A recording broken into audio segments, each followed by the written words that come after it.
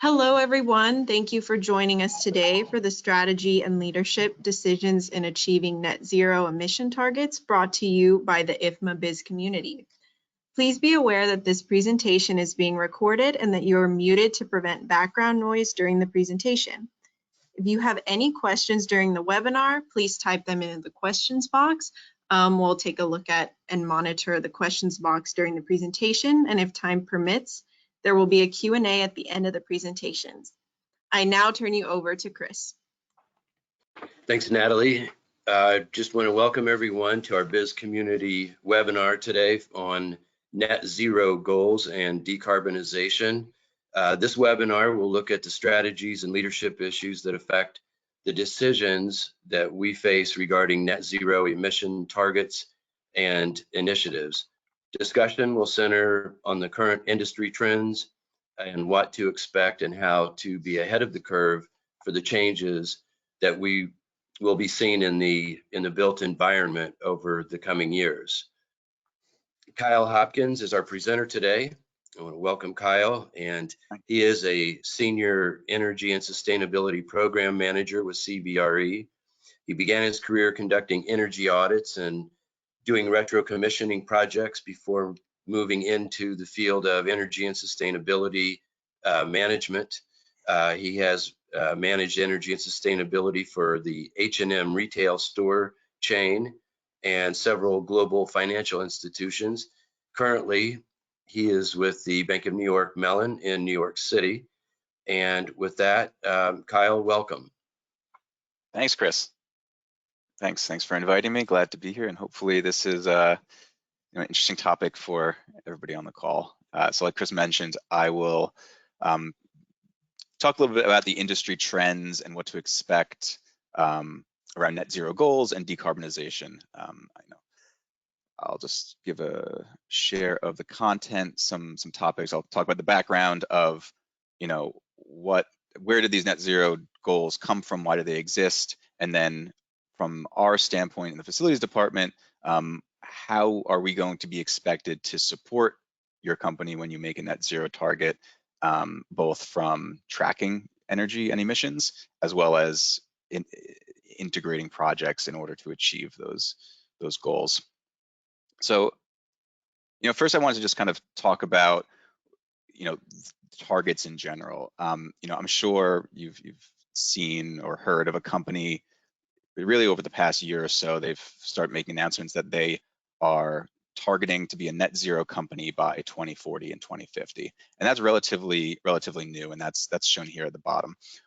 A lot of companies, over the past decade or so, have set emissions reduction goals that are short-term goals. So this is just a chart that shows these are real companies. I just anonymized the names. But what we see typically is that most companies have already set these short-term goals. They want to reduce their emissions or energy consumption by a certain percentage by 2025 or 2030. And with most of the existing short-term goals, they're largely focused on what's known as scope 1 and scope 2 emissions. So that's your pretty much your direct emissions from burning natural gas and consuming electricity on your site. But very few of the existing goals cover this idea of scope 3, which is an organization's upstream and downstream, and I'll talk more about what that means in the next few slides.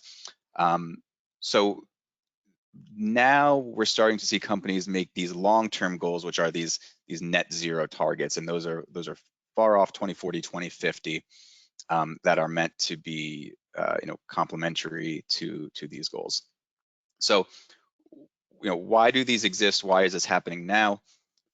This kind of goes back to, I'm sure you've all heard of the Paris Agreement. So there was this group called the United Nations Framework Convention on Climate Change, UNFCCC, and that's a group of countries that meet every couple years to talk about ways to just climate change related items. And during the Paris Agreement, and most recently this COP26 meeting that occurred in Glasgow, they set a pathway to limit global warming to 1.5 degrees Celsius. Why 1.5 degrees Celsius? Well, that's because over 1.5 degrees Celsius, it looks like the world will be faced with catastrophic and irreversible damage from climate change, sea level rise, extreme weather. So, the countries of the world came together and decided that, we need to work together to limit global warming to that amount to prevent these catastrophic things from happening. And this most recent meeting of COP26 secured net zero commitments actually from many countries, which set these interim 2030 targets. Unfortunately, those pledges won't likely achieve that 1.5 degree target. So on this chart on the right, shows, right now we're sitting at about a 1.2 degrees Celsius warming. The target goal is 1.5 degrees Celsius. So we've got a little bit of a gap before we reach this, irreversible change. Without doing anything, if we just, business as usual, we'd hit 2.7 degrees by 2100. The current targets and pledges from that recent meeting put us at a trajectory to achieve a 2.1 degree Celsius warming, but we still got a gap to go. So there's still more work to do, and I think companies and people of the world, investors, see that, and at the same time, companies have been starting to see investor pressure to take action on a climate change and global warming. So as a result of that, companies have started to set targets in alignment with these Paris Agreement goals. So when you start to see 1.5 degrees, that's kind of why the background of why 1.5 degrees is that target. Kyle, I do have a question based on these goals. Is there any, because it seems like time is becoming more of the essence in reaching that goal, is there anywhere to go online or search where like say a real time or an up-to-date, accumulation of these efforts are monitored or shown, either on a company basis or a worldwide basis? Yeah. So, I mean, one of the common, carbon dioxide or GHG emissions tracking protocol is called the CDP, Carbon Disclosure Project. So a lot of private companies will disclose publicly their emissions, and they get a grade from this group called the CDP. So that's one source. I think it's just search CDP or Carbon Disclosure Project, and it'll bring you there. And you can search their database of all companies that report to it. They get scored and A, B, C, D rating, and you can see how well they are seen as far as understanding their own emissions, setting targets and goals. And the next one is the Science-Based Target Initiative, and that's actually my next slide is talking about that. So this SBTI for short, it stands for the Science-Based Target Initiative, and that's one of the main framework for companies that wish to set at GHG reduction goals. Does that answer your question, Chris? Yes, thank you. Sure. So this Science-Based Target Initiative is, when a company decides they want to, be net zero, or they want to set an emissions reduction target, what they are mostly looking at is setting one that is aligned and certified with this Science-Based Target Initiative, which is, as I said, it's a framework for setting and certifying goals. And they've recently come out with this guidance, and they're still in the process of making some sector-specific guidance, but the general guidance has come out of how a company can set a net zero goal and what targets they need to set in order to achieve that. So the main points of SBTI's net zero targets are that you first need to set a near-term science-based target, which is a 5 to 10 year target, and it needs to be in line with that 1.5 degree warming scenario. So you can't say, well, we only want to limit it to 2 degrees. No, if you want to be a science-based target, it needs to be aligned with that 1.5 C pathway. And you also need to set a long-term science-based target that's no later than 2050. So as part of that Paris Agreement and all those things said that we need to achieve that goal by 2050, because if we wait any longer than that, then it could also become irreversible. So 2050 is the deadline it doesn't matter if you start today or in 5 years, 2050 is your target. The other main difference for a net zero goal versus what some of those goals I showed earlier were that they must cover scope 1, 2, and scope 3 emissions. A lot of times right now, companies are just setting scope 1 and 2. So you also need to set scope 3 emissions. So what exactly is scope 1, 2, and 3 emissions? That's, if you're not in it every day, it's not always super clear what that means.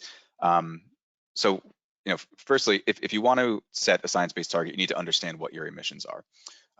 So scope 1 and 2 are probably the things that you're most familiar with. You might even be helping your energy and sustainability department in calculating your scope 1 and 2 emissions.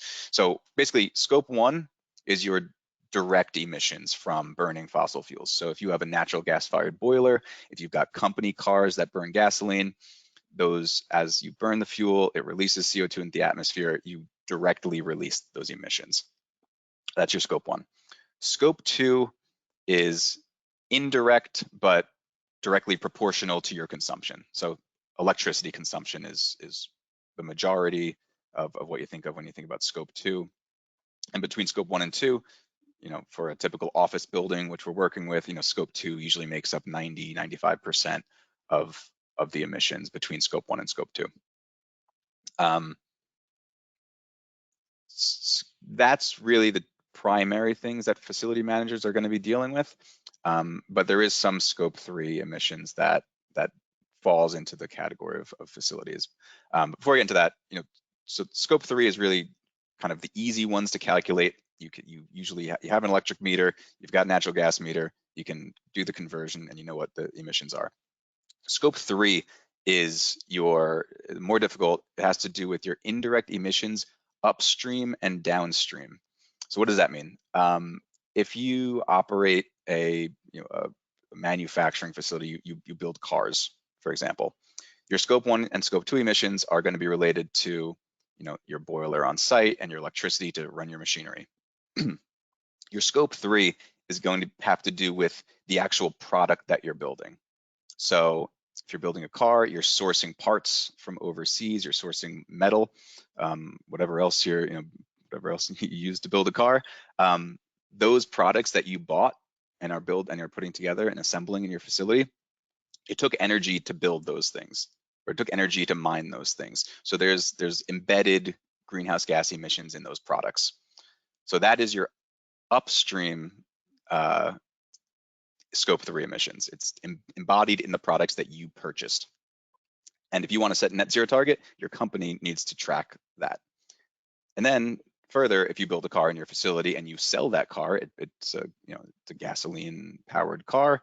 Well, that's going to drive for 200,000 miles over its lifespan, and the act of operating that vehicle also produces greenhouse gas emissions. So that's your downstream scope 3 emissions for that example. So you can see that's just kind of a one-off example.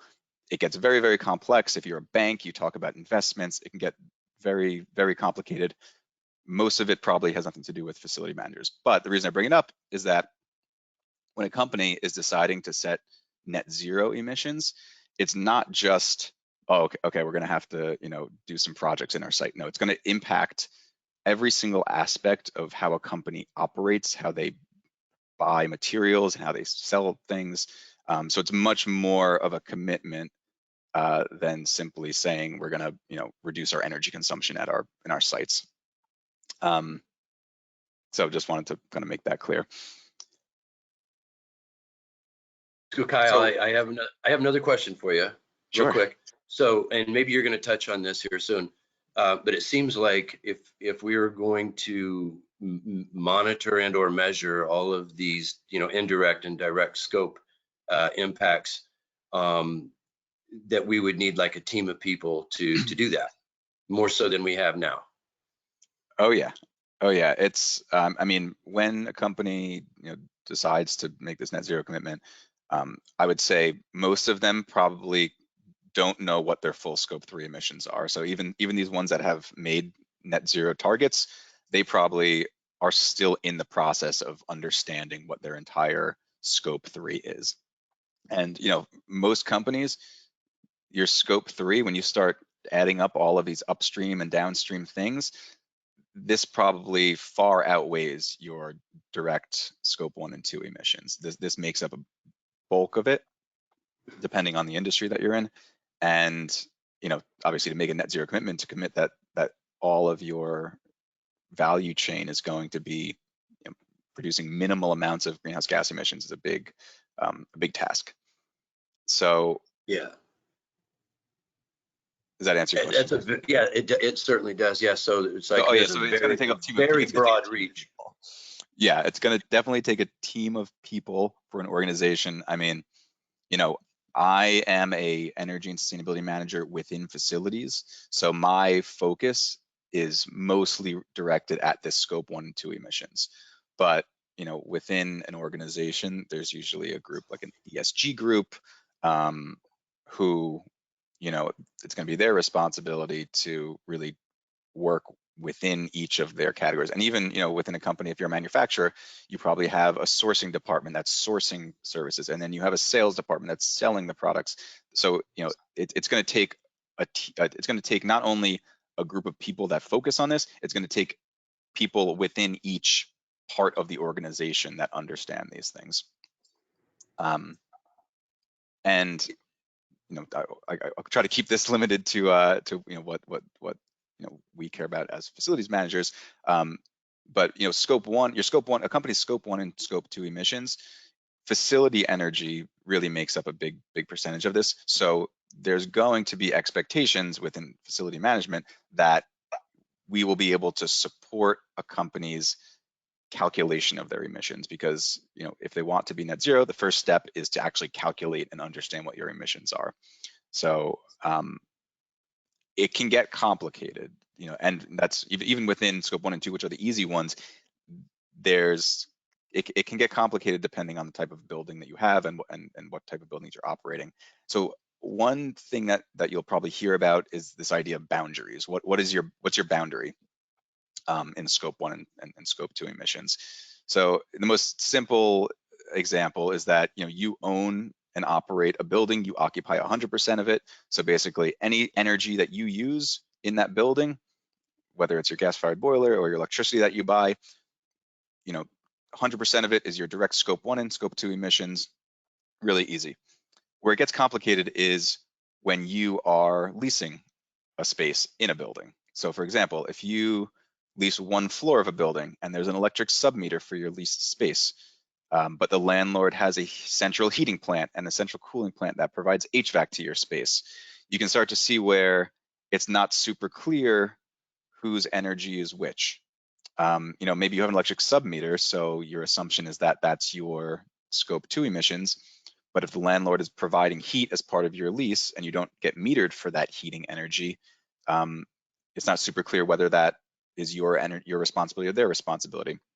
So, I think you can expect to start to be asked to have these conversations with your landlords, if you're in a leased situation, to understand and to ask the question of, hey, what's my scope 1 and scope 2 emissions? Or what do you consider your scope 1 and 2 emissions? And if you're on the other side of it, if you're the landlord, you might start having your tenants come to you and ask these questions, because they need to track and understand their emissions. And when it's these kind of complicated situations, part of the actual greenhouse gas accounting guidance says you need to come to an agreement. You need to basically understand within your boundary of that facility, to make sure that the owner and the tenant are not double counting or not undercounting their emissions, so that there's synchronized in how each of them are reporting, so that it all adds up to 100% and you're not undercounting or overcounting.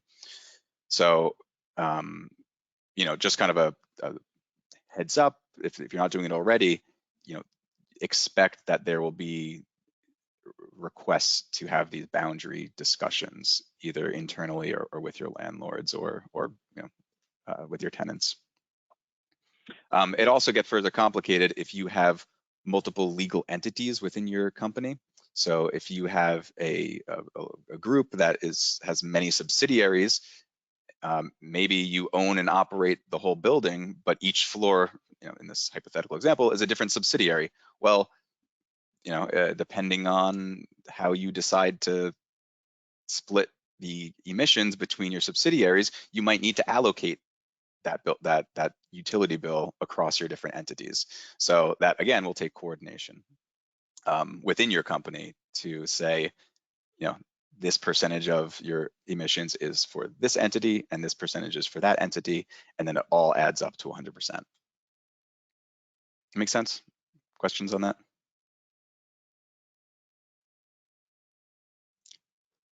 Okay. So then there also the topic of scope 3. Like I said, that's your upstream and downstream. It largely probably doesn't affect you in facilities directly, but one of the categories of scope 3 is, it's called purchase goods and services. So this is, to operate a facility, you need to purchase items. You need to purchase, maybe you're purchasing paper products or cleaning products. Well, those products take energy to manufacture, and that energy produces greenhouse gas emissions. So if you are in charge of purchasing goods and services for your company, then that's their scope 3 emissions. And that embedded emissions need to be calculated and reported. Now, it's you're going to have a team that supports the calculation, but what they're going to be asking, they need to know how much are we spending on these different categories. The more details about those categories that you can give, the more the more accurate or the better the calculations can be.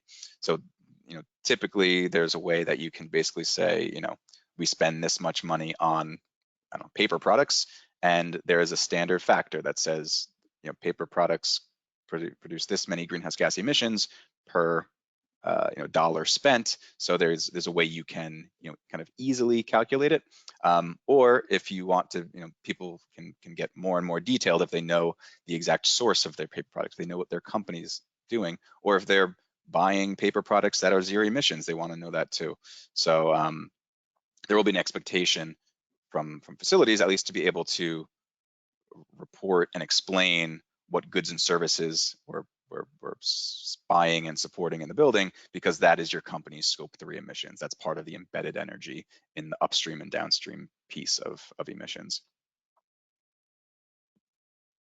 Questions on that? Yeah, so Kyle, I'm sorry, I'm just going to throw this out there. Sure. Sounds like when you say facilities, decisions made for purchasing, a lot of procurement teams, Yep.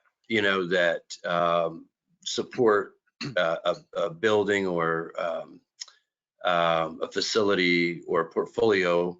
That procurement team, those procurement teams, it seems like, are going to need to become more and more familiar with this very thing, this very topic. Yes, yeah, and especially if an organization makes a net zero commitment, part of that is to make sure that, again, your upstream and downstream are also having net zero commitments, because you don't want to be buying goods and services. If your scope 3, if your scope 3 emissions need to be zero, then you need to be buying products that have zero embedded emissions, that are being produced with renewable energy and manufactured and sustainably harvested and things like that.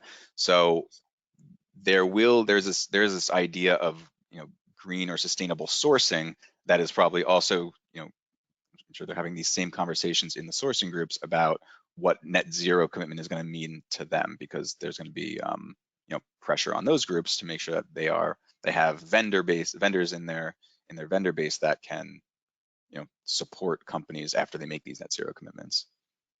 That's a good point. Thank you. Yeah. Sure. So I'm sure maybe you're thinking, if my company doesn't have a net zero goal, should I even care about this? Well, yes, most likely. If you're a publicly traded company in the US, at least, the SEC is coming out with rules that are going to require disclosure of greenhouse gas emissions for all public traded companies. The EU already has disclosure rules in place, and it's only a matter of time before it, if your company isn't reporting it now, voluntarily. It may be required to legally, or it may in the near future decide to voluntarily disclose their emissions. So, you know, don't think you're out of the woods just because you don't have a net zero goal, because you know, it might be coming that even if you don't need to take actions to reduce your emissions, you might at least be required to track and understand your emissions across these scope 1, scope 2, and scope 3.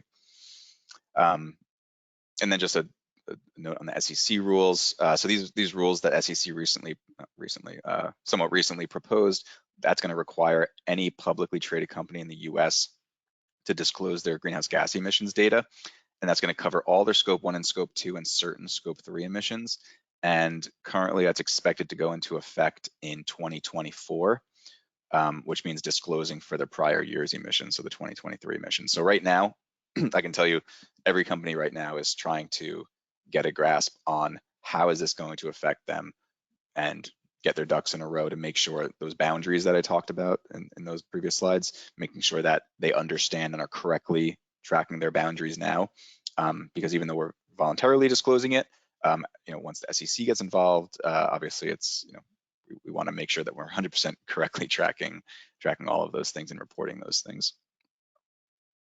Okay.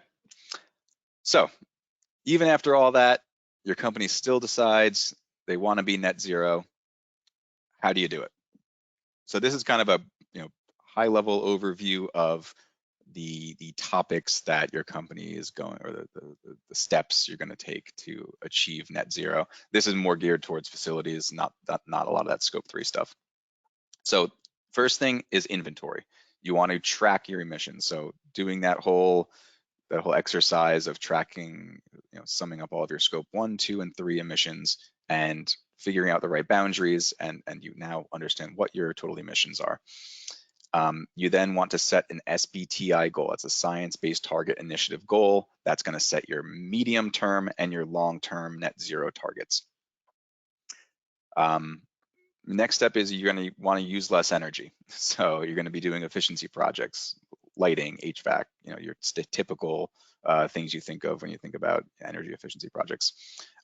Part of that might be consolidating footprint. Maybe your company realizes you don't need so much square footage anymore because, you know, you're working flexibly, or, you know, for whatever reason you don't have too much square footage. Well, you know, being able to reduce your square footage is going to have a significant impact on your greenhouse gas emissions, because we're tracking in most cases, we're tracking absolute emissions, at least when talking about scope 1 and scope 2.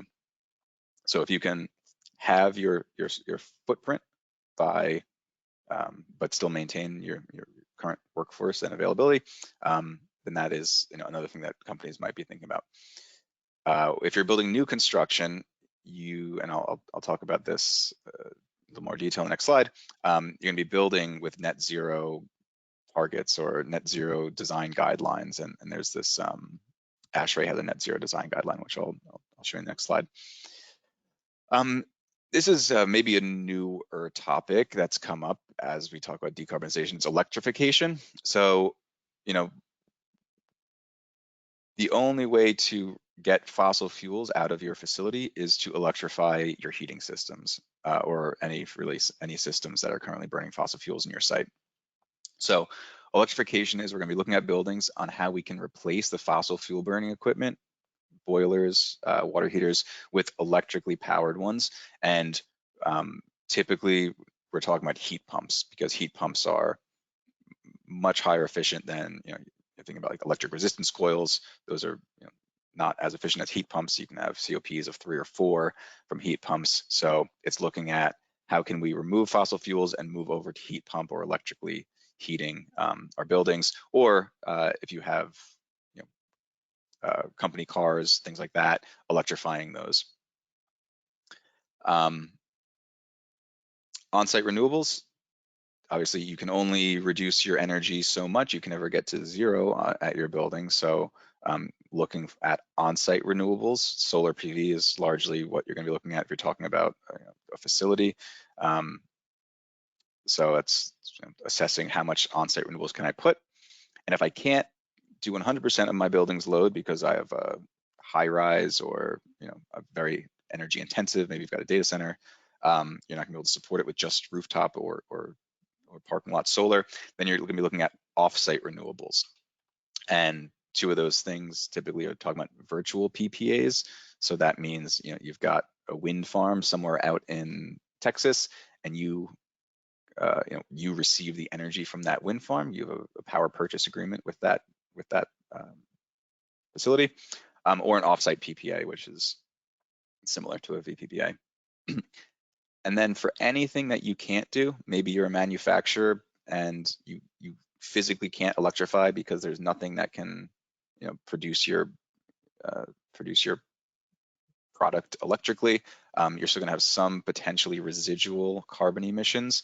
The Science-Based Target Initiative allows basically to get to 90% reduction and then abate the rest of it. So for the rest of that you can't physically remove, you're going to be looking at buying carbon offsets, renewable energy credits, or carbon sequestration. So actually like pulling, how can we pull carbon dioxide out of the atmosphere to offset the emissions that we physically are putting out because we can't physically remove it. Any questions on that? This is one where these are kind of high level topics. Yeah, so I had more a comment than a question. Val from New Zealand. I think one of the challenges we have is this electrification or moving towards electrification. And I'm just wearing the landlord's hat for a change. And if you look at the market, I don't know about your part of the world, but this part of the world, green electricity is much more expensive than, let's say, the non-green electricity. And so typically, unless there is a carrot and stick kind of a trend or something that can sort of you have as a how do I put it, to discourage people from moving away from, or encourage people from moving away from non-green electricity.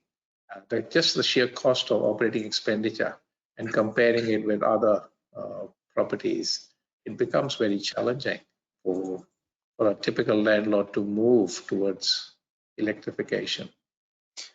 Yeah, and I think, it kind of comes on both sides because, I guess one way some people are encouraging, more renewables use, even though, it might come at a premium if you're sourcing it. One way governments are encouraging it is by, proposing green carbon taxes. So in the UK and Ireland, there already is some form of carbon tax. I'm not familiar with all the details of every country. In New York City, there's this new local law 97 that's going into place that is going to tax buildings for their greenhouse gas emissions. So, one way of encouraging, or I guess balancing the cost between dirty power and green power is that, green power costs more right now than dirty power, but if you're going to be taxed on your dirty power, then it becomes more equitable. Your cost difference isn't as much. From the landlord's perspective, I think, one of the intentions of net zero goals and the Science-Based Target Initiative is that your tenants should be demanding this of you if they are setting these net zero targets. So if you're a landlord of a mall and you've got a bunch of retailers and they all set net zero targets, that means that they want to be in buildings and they want to be supplied energy that is renewable and green energy. So, I guess there's two places that it's coming to. And, if a company, theoretically or hypothetically, if a retailer in a mall or whatever landlord you are, if they're demanding this, that their landlords provide this and the landlord can't provide this to them because either it's too costly for them, then they might be looking to move elsewhere because they can't meet their own net zero targets if they're in your building where you're providing brown energy. So it doesn't necessarily address the cost, but I think the intention is that because now you're tracking, your scope 1 and your scope 3 emissions, because you're in these buildings that they're providing energy, with the landlords providing your electricity, they want to be in those buildings that are green because it's going to affect them being able to achieve their own goals. Does that make sense? Yeah, it does. And at the moment, like, yeah, we have two drivers. One is just similar to what you just mentioned about listed companies and their obligations to report on the bottom line. And so that's driving this. If they're owning buildings or managing buildings, then that's being driven by that. And the other driver, a major driver, is government and government agencies. They are wanting to lease space. So under the government policies, they have been asked to sort of lease, or they get approvals or need to lease properties where they are, Green Star rated or neighbors here. Yeah. So I think that the whole goal of these net zero commitments is to put pressure on every part of every industry, that they should be pressuring each other to be green and zero carbon. So it takes everybody's commitment to get there. I don't know if we get 100% commitment, but a lot of companies that we're seeing now, a lot of companies are already making the commitment that even though they don't know how they're going to get there, they might not even know what their total emissions are, but they're committing to doing it by 2050. So there's going to be a significant amount of companies doing it. It's not going to be this kind of one-off type of kind of unique thing. Like I do feel that it's going to be widespread, that this is going to affect many companies. So be ready. On that note, so I just want to reach around the other side of the globe with a question to Val for New Zealand. Based on what we've heard today from Kyle, Val, do you also hear similar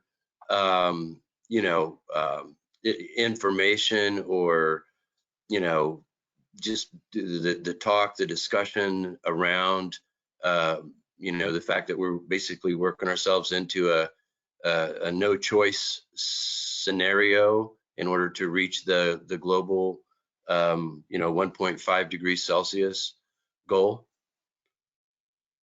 Yeah, very much so. But I think we are a bit slow to sort of kick off on that, as a result of which we're going to get there one day, but pretty slowly, I think, compared to the rest of the world. But it'll happen. But being a smaller country, smaller population, I don't think we'll need as much time as the other populated countries around the globe. But yeah, it's happening. It's happening here. But it takes a while a lot of it is in the boardrooms. You'll see a lot of this talk happening. Everybody wants to demonstrate they've got a green heart and want to be carbon neutral and zero emissions and all of that. But by the time it's actually on the streets, I mean, by the time this has to actually happen in mass on the streets for it to be really effective. And some of the things that happen in the boardroom or said in the boardroom is, most of it is greenwashing, as they say. So I'm just being a bit blunt and brutal here, but it's a fact, and so time will tell. Yeah, how it all goes. Yeah, very good. Thank you, Val. Appreciate that perspective. Yeah, thanks. Sorry, what country are you based out of again? New Zealand. Oh, right. You said that earlier, right? Right.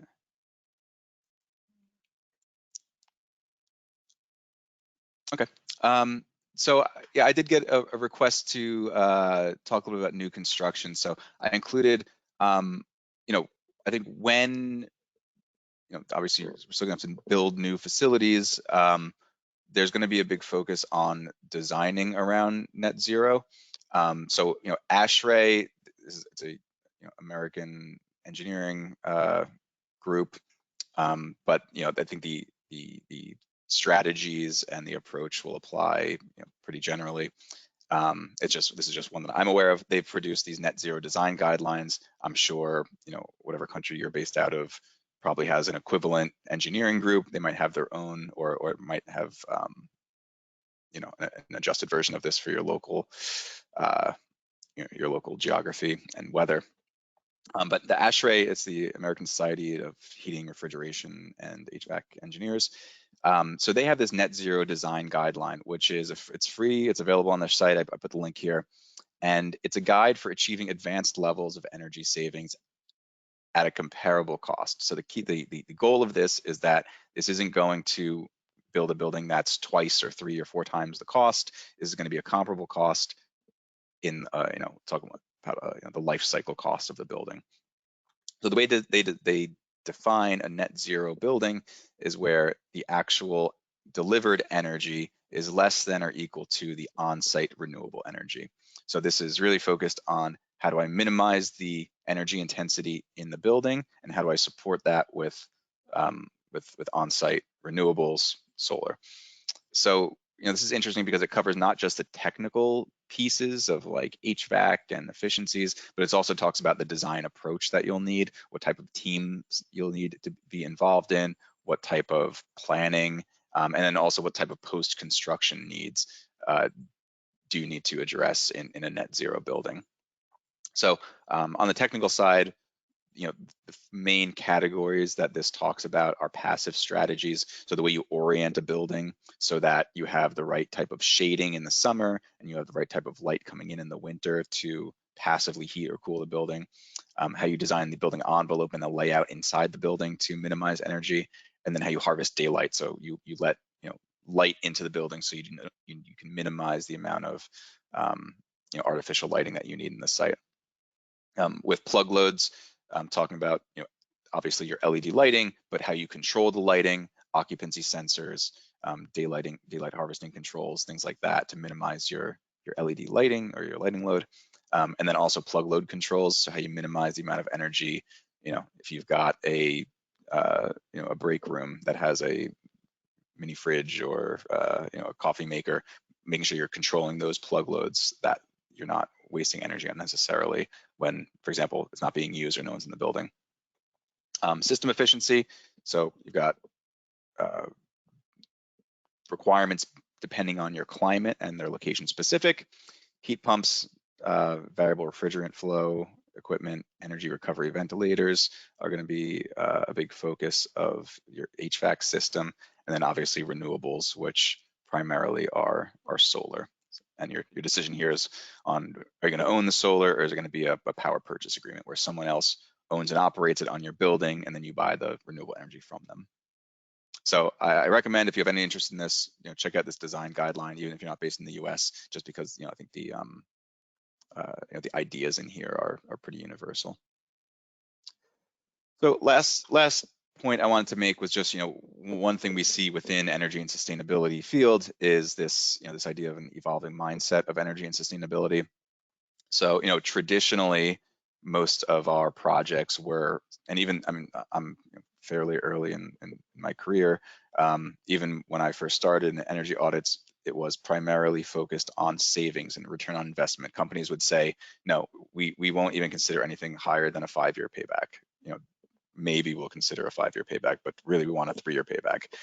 Now, with decarbonization and a net zero target, this is going to be emissions focused. We care more about how much emissions we can reduce per dollar we spend compared to how much dollars we're going to save per dollar spend. Traditionally, you'd be looking at short-term planning. So you've got your five-year plan, you've got short-term goals.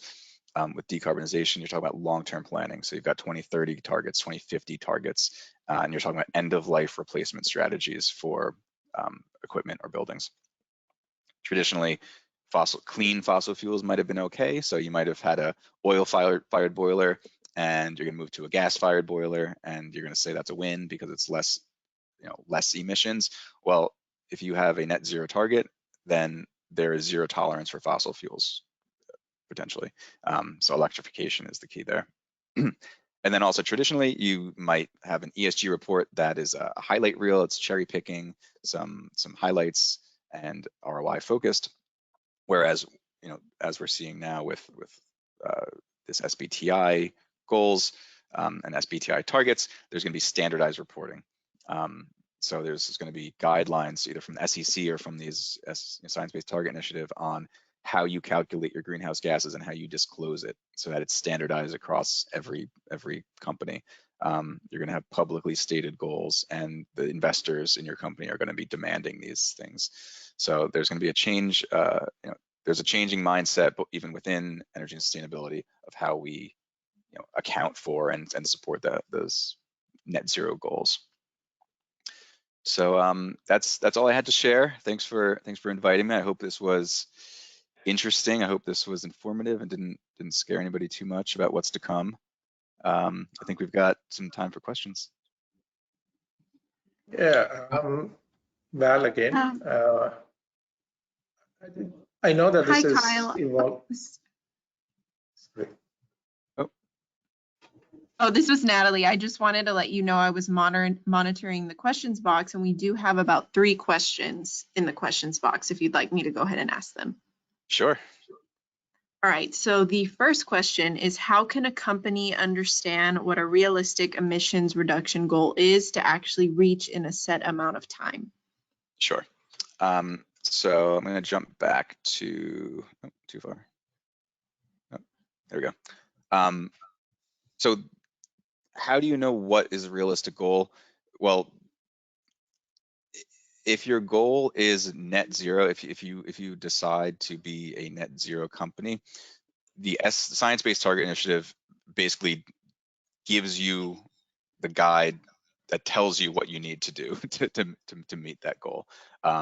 So they'll tell you what you need, or they'll tell you what your reduction needs to be in order to be net zero. And it's going to vary slightly by sector, but generally speaking, it's going to say you need to be at least a 50% reduction by 2030, and then a 90% reduction by 2050 in order to achieve net zero. So if we're just talking about net zero, Science-Based Target Initiative, they tell you this is what your goal needs to be in order to, limit global warming to that amount. Now, what's realistic? I mean, I think that's up to the company to decide how much they want to commit to. But if they do feel that they need to make a net zero target, then that's already defined in here, and it's basically 50% by 2030, 90% by 2050. All right, we do have another question. This one says, aren't the scope 3 double counted with the scope 1 and 2 of the supplier? Yeah, so I guess it's not, it is your scope 3 is someone else's scope 1 or 2. So you're not, and when when we report and when we track emissions, we are saying this is our scope 1, this is our scope 2, and this is our scope 3, and the scope 3 is bigger. But you're never going to double count. Like you're not going to say my scope 3, or you're not going to say it's not going to get lumped. You're not going to lump your scope 3 in with your scope 1 or 2. But your scope 3 will be someone else's scope 1 and scope 2, and there will never be overlap between scope 3s.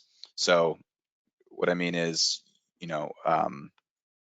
everybody, 2 companies might buy parts from the same company, and that's your scope 3. Each of you have parts from your scope 3, but those parts that have embedded greenhouse gas emissions, those will add up to that manufacturer's scope 2 or scope 1. So it never gets double counted within scopes, but between scopes there is overlap because someone else's scope 1 and 2 is my scope 3 by definition. Yeah, Kyle, just real quick on that point, just so that I understand it a little bit, it sounds like scope 3 is kind of like the supply chain, I should say, for your company, right? Your upstream, downstream, and then you can, as an entity, decide who you want to do business with in that supply chain, thus forcing them to really get their scope 1 and 2 under control. Exactly, and that's the whole goal of this is to create pressure within everybody's supply chain to reduce their emissions. Because if like I said, if you're a net zero company and you're going to build, if you're a manufacturer or whatever, you want your supply chain to be as clean as possible, because if not, then either you're not going to hit your goals, or you might have to spend money to buy carbon offsets to offset your supplier's emissions. And obviously, nobody wants to do that. Thank you. Sure. All right, I do see another question. This one says, how can a company reach net zero emissions without purchasing carbon offsets?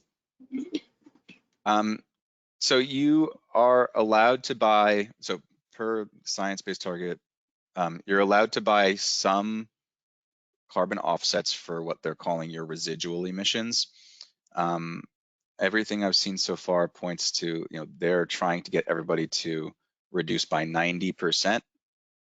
Obviously, it's going to be sector specific. So, if you're producing concrete, that obviously there's the manufacturer of that itself produces greenhouse gas emissions that we currently may not have the technology to do. So they might be allowed to buy more offsets than you would if you just operate a facility. But you are allowed to buy some carbon offsets. But that's kind of why the biggest push, or one of the big pushes, is for electrification of your heating systems, because within facilities, the largest part of our carbon emissions, your direct scope 1 emissions, are going to be from heating systems and cars, your company vehicles. So electrifying those are going to turn your direct burning fossil fuel emissions into electricity usage, and then you can source renewable electricity. So the idea is that you're putting your direct burning of fossil fuels into electricity that you're sourcing from renewable sources, either directly from on-site, or you're purchasing renewable energy credits, or directly contracting with a supplier. So that's kind of the idea of what you need to do. And then they are realistically, there might not be, I can't think of anything right now, but maybe a farmer has some sort of piece of equipment that they don't make an electric version of it. Well, they're going to be allowed to offset that part of the emissions. But the push is that the majority of your emissions are sourced renewably. Kyle, John here. First of all, just really good presentation, much appreciated. Sure. My two quick questions are, so you've been doing this, it looks like you've been involved in energy and retrocommissioning for over 10 years. I'm curious, I keep thinking we can't manage what we don't measure. So I'm wondering, in that period of time, what percent approximately have you seen organizations don't even have the basic systems where they're using technology to measure what they're consuming on the energy side? Oh, yeah. Go ahead.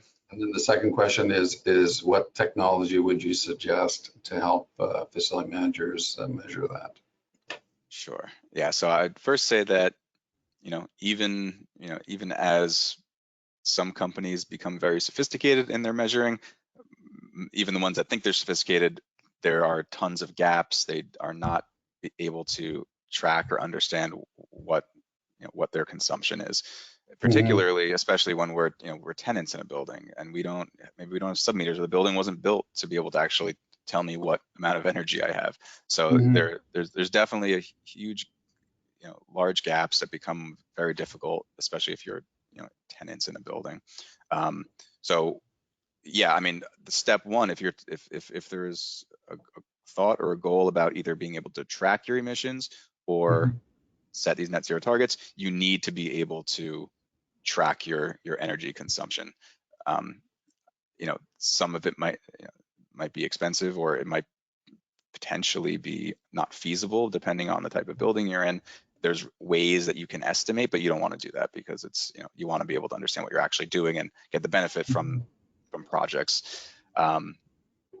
So yes, you can't measure, you can't manage what you can't measure, and you definitely can't track your greenhouse gas emissions if you can't measure your consumption. So that's going to be very important.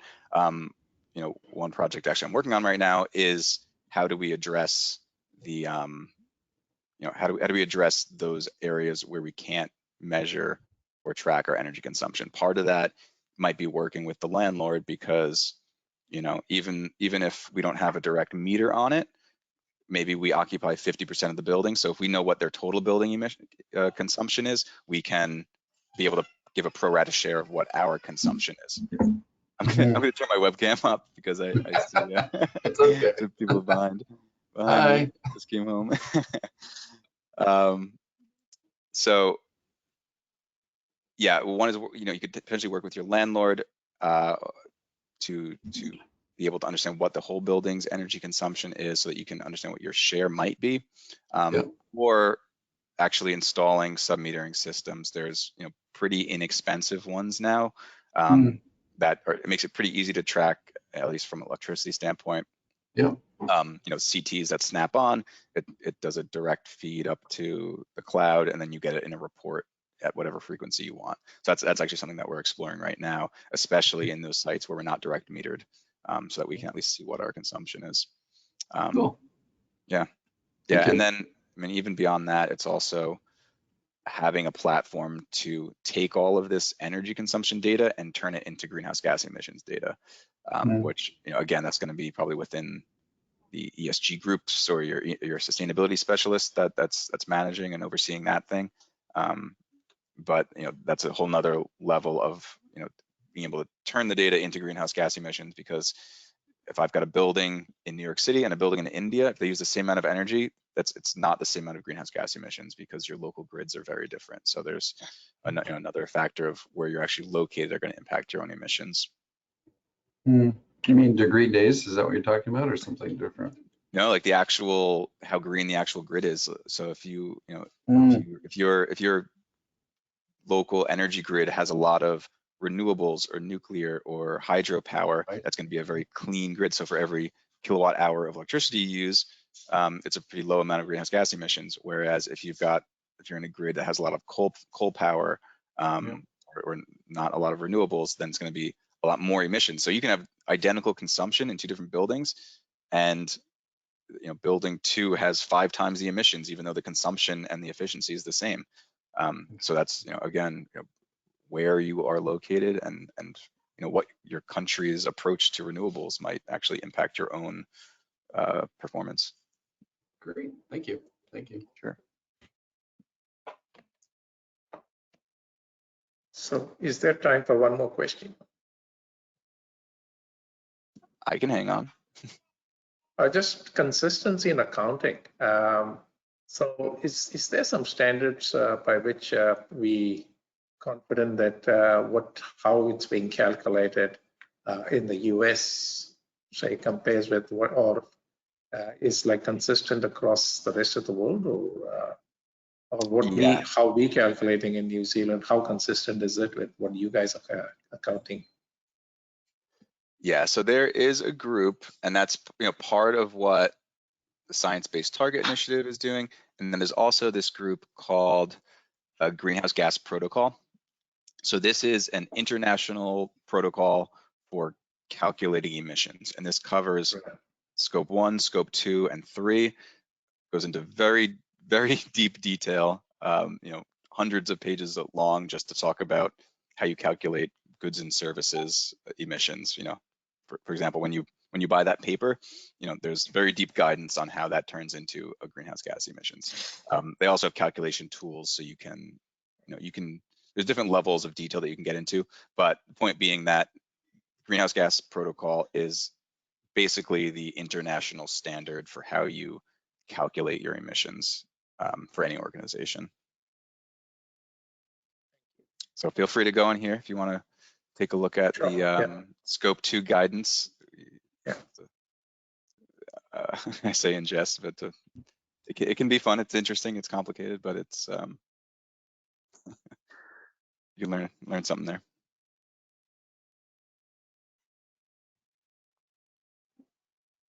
Cool. Well, thanks for having me. I again hope it was interesting. You know, I'm not sure if you guys are sending out my contact info, but if so, feel free to shoot me an email. Yeah. So hi, I'm Edward. I'm the president of the BIS community. Kyle, it's been a great pleasure. It's a refreshing look at carbon net zero, because I've attended several webinars. We BIS have done a webinar earlier this year with Laurie Gilmer. And a lot of this stuff we focused on over the last year has been, what is it, what is embedded versus, consumption, a lot of the technical stuff.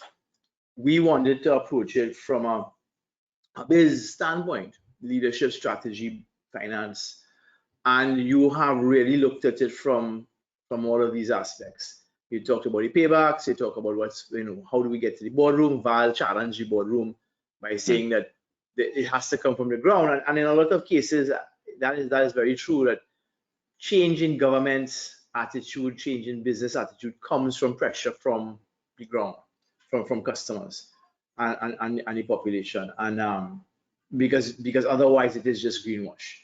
And but you did approach it from that perspective. I think I've developed a much deeper understanding of the strategic issues, and from the global perspective all the way down to the building, because it's not just what happens at the building, but how does this feed into the globe, how does this feed into the supply chain and the various types.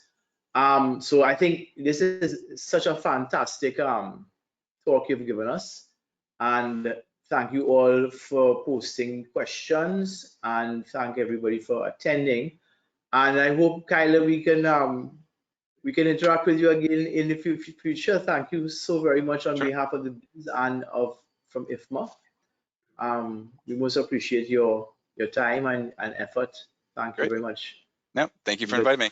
Nice talking to everybody. Take care. All right, bye, everyone. All right, bye. Bye. Thank you.